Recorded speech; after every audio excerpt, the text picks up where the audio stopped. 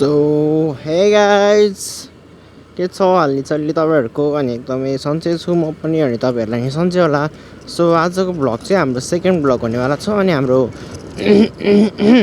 First भिडियोमै हाम्रो 1000 जति view चाहिँ आएको थियो कि अनि त्यहाँबाट चाहिँ मैले भिडियो हालेको थिइनँ धेरै दिन। अब आज चाहिँ मैले हेरेको पनि थिइनँ फेरि त्यत्रो भ्यूज आएको छ भनेर। भ्यूज आएको अनि वाच टाइम पनि लगभग तपाईको 30 पोइन्ट आएको रहेछ। अनि यसरी चाहिँ अब हल्का युट्युबमा गर्यो भने चाहिँ हुन्छ कि जस्तो लागेर चाहिँ मैले यो त मेरो दोस्रो भिडियो बनाएको।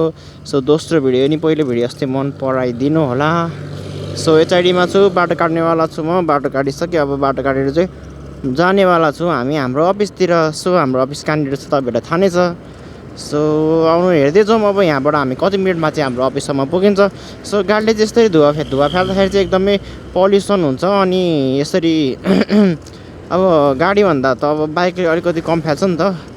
ल कुनै पनि बाइकले त्यति साह्रो धुवा चाहिँ फाल्दैन जुन चाहिँ ट्रकले फाल्छ।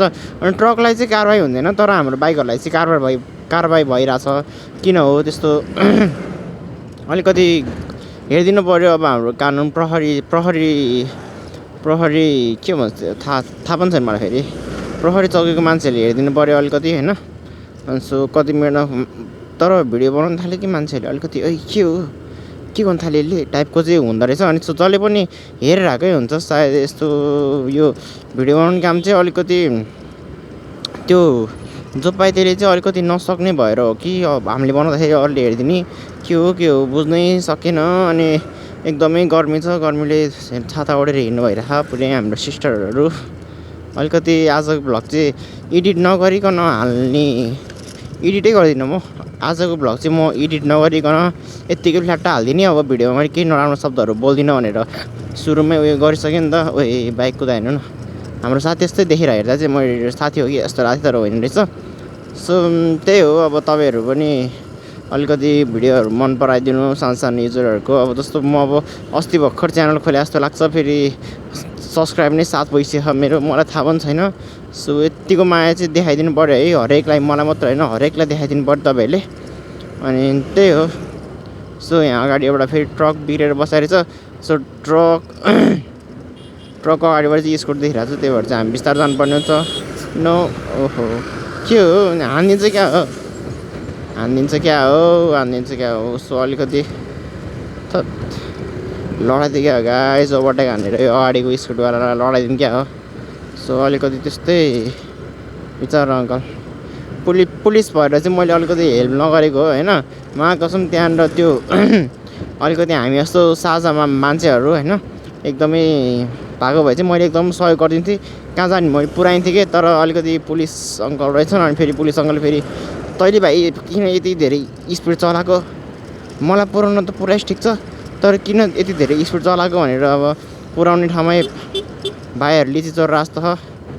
भाइहरू मस्त लिची चोर राख यार आमा। भाइहरू लास्ट हिजो हामी पनि आएको त्यहाँनिर लिची चोर्नलाई। आज भाइहरू मस्त पुरै झोला लिची टिपिराख भाइहरूलाई पालेर लाखाटे जस्तो छ। अनि त्यही भएर भाइहरू पुरै भागिदिएछ। सो रोकेर लिची माग्नु पर्ने छ दिन्थ्यो, भाइहरूले नदिए मैले समातेर भाइहरूलाई पाले भएर लगिदिइहाल्थेँ। सो ट्रकलाई चाहिँ यसरी ओभरटेक हान्नुपर्छ बिस्तारै होइन। सो एकदमै तपाईँहरू अरू गाडीलाई त मजाले ओभरटेक हान्न सक्नुहुन्छ, तर ट्रकलाई चाहिँ अलिकति गाह्रो हुन्छ नि त। त्यही भएर चाहिँ म तपाईँहरूलाई आज ट्रकलाई कसरी ओभरटेक गर्ने अनि ट्रक यसरी अगाडिबाट आएको बेला यसलाई कसरी तर्साउने यस्तो गरिदिनुपर्छ। यो त्यत्तिकै डराएर भएको छ। सो त्यही हो, अलिकति ट्रकलाई ओभरटेक गर्न सिकाउँथेँ तर हाम्रो गाडी एउटा पनि ट्रक छैन। सो ट्रकलाई ओभरटेक गर्न नसिकाए पनि तपाईँहरूलाई म ट्रकलाई कसरी डिस्काउने भनेर सिकाउँछु।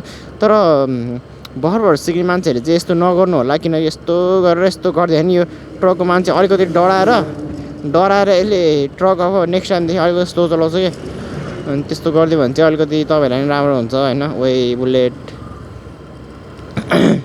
सो त्यही हो केटा हो, आजको भ्लगलाई यसो माया देखाइदिनु पऱ्यो है। अब यही भिडियोमा चाहिँ मेरो वाच टाइम कम्प्लिट गरिदिनु पऱ्यो तपाईँहरूले। अब यो भिडियोमा चाहिँ अब तपाईँको त्यसमा 35 आएको छ भने चाहिँ अब यसमा चाहिँ तपाईँहरूले 34 वाच टाइम चाहिँ होइन 3400 लगभग तपाईँको 65 वाच टाइम चाहिँ पुरा गरिदिनु पर्ने हुन्छ।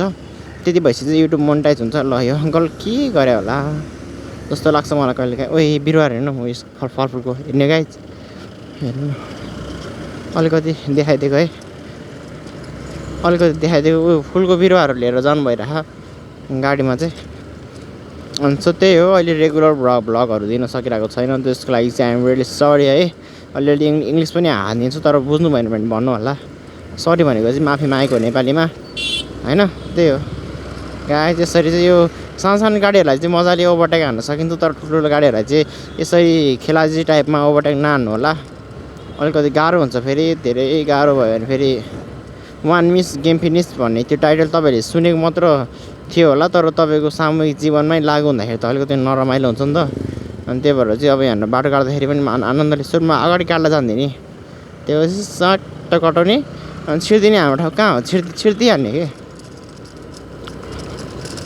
अब यो चाहिँ हाम्रो अजरम्ब रोड भनिन्छ यसलाई चाहिँ सो त्यही यसले अलिकति डिस्टर्ब गरेर यसलाई चाहिँ म समाइन्छु अनि त्यही हो गाइज हेर्नु न स्कुटी लिएको एक वर्ष भएको होइन 25,000 किलोमिटर चाहिँ चल्न थाल्छ कि सो हाम्रो अफिस चाहिँ यहीँ अगाडि छ सो लास्टसम्म भिडियो हेरिदिनु भएकोमा एकदमै धन्यवाद सो यसरी नै सपोर्ट गरिदिनु होला तपाईँको भाइ